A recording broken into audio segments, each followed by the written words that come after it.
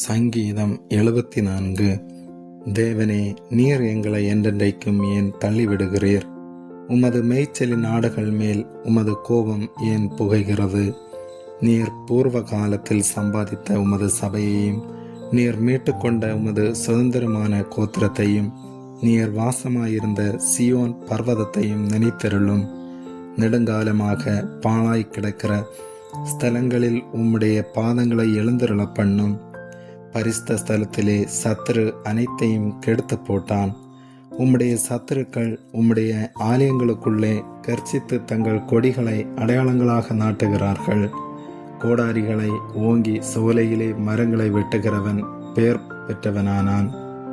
இப்பொழுதோ அவர்கள் அதன் சித்திர வேலைகள் முழுவதையும் வாட்சிகளாலும் சம்மட்டிகளாலும் தகர்த்து போடுகிறார்கள். உமது பரிசுத்த ஸ்தலத்தை அக்கினிக்கு இரையாக்கி, உமது நாமத்தின் வாசஸ்தலத்தை தரை மட்டும் இடித்து அசுத்தப்படுத்தினார்கள். அவர்களை ஏகமாய் நீர்த்துளியாக்குவோம் என்று தங்கள் இருதயத்தில் சொல்லி, தேசத்திலுள்ள ஆலயங்களை எல்லாம் சுட்டெரித்து போட்டார்கள். எங்களுக்கு இருந்த அடையாளங்களை காணோம், தீர்க்கதரிசியும் இல்லை, இது எதுவரைக்கும் என்று அறிகிறவனும் எங்களிடத்தில் இல்லை.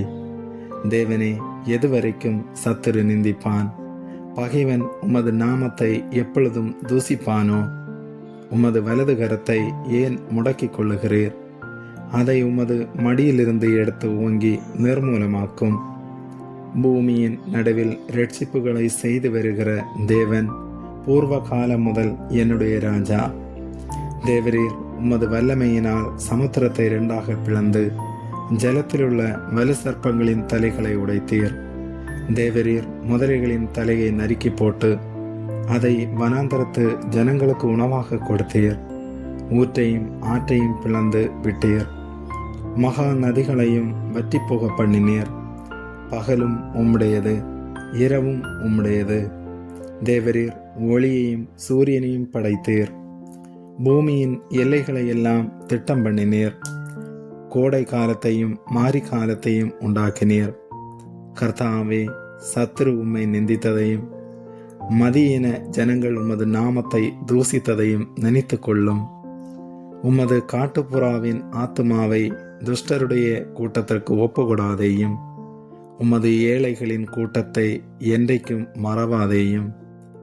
உம்முடைய உடன்படிக்கையை நினைத்தருளும்.